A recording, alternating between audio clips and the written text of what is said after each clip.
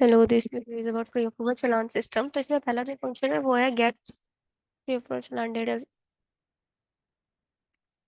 ये बेसिकली सारे चालान्स को फेच करके लाता है जिनमें भी प्री अप्रूवल हमने पिक किया है या कुछ भी।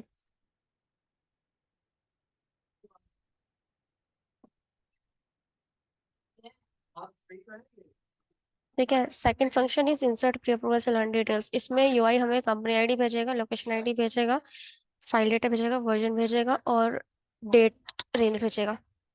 उसके बाद हम कंपनी की डिटेल्स फेच करेंगे इस फंक्शन से।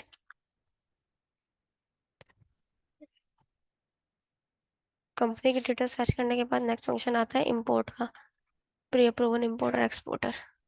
ये इसमें पहला फंक्शन है पार्स जेसन का। पार्स जेसन क्या करता है, पूरा पार्स इस पूरे जो भी फॉर्म यूआई ने भेजा है हमें फाइल डेटा उसका, जैसे कीज क्या होनी चाहिए, ये होनी चाहिए या होनी चाहिए, या फिर की एम्प्टी तो नहीं है या डुप्लीकेट डेटा तो नहीं है, ये पूरा उसको वैलिडेट करता है। ठीक है, हेडर पर वैलिडेशन करता है, इनपुट कीज को देखता है और फिर बाद में एक दिस रिजल्ट वाली की में, मतलब एक कि किसी भी वेरिएबल में रिटर्न कर देता है कि हाँ ये हमारा फाइनल रिजल्टेंट है। उसके बाद नेक्स्ट स्टेप होता है उसको इम्पोर्ट करने का। इस फंक्शन में हम बेसिकली रिजल्ट डेटा को आइटरेट कर रहे हैं to check the duplicacy and to insert into our database. और हमारे डेटाबेस में टेबल का नाम है मेरा pre approval challan monetary table. ये शायद प्रोडक्शन और यूएटी पे अलग अलग टेबल का नाम है, तो एक बार इसको कंफर्म कर लीजिएगा।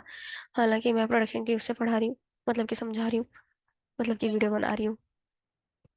उसके बाद अब इसका जो मेन यूज होता है वो यहाँ पे होता है चालान के टेम्पलेट पे।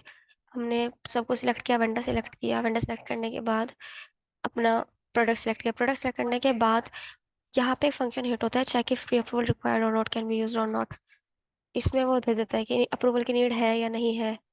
अभी क्योंकि इसमें यूआई का कुछ काम नहीं है, इसमें एपीआई का सारा काम है। ये जो दो कीज है, पेंडिंग प्री अप्रूवल चालान अमाउंट और पेंडिंग प्री अप्रूवल चालान क्वांटिटी, इस तरीके से है कि अगर मैंने यहाँ पे सेट कर दिया है कि इस पर्टिकुलर प्रोडक्ट का जो अमाउंट होगा वो होगा 900, ठीक है, और क्वांटिटी होगी 50। ठीक है, तो ये जो दोनों चीजें हैं ये ही उससे कम होनी चाहिए, प्री अप्रूवल लिमिट से कम होनी चाहिए दोनों चीजें। अगर ये दोनों चीजें कम होंगी तो ऑटोमेटिकली वो प्री अप्रूवल से पिक कर लेगा, और पिक करने के बाद उसको प्रिंट, इस चालान को प्रिंट करने के लिए अप्रूवल की जरूरत नहीं होगी। That's it.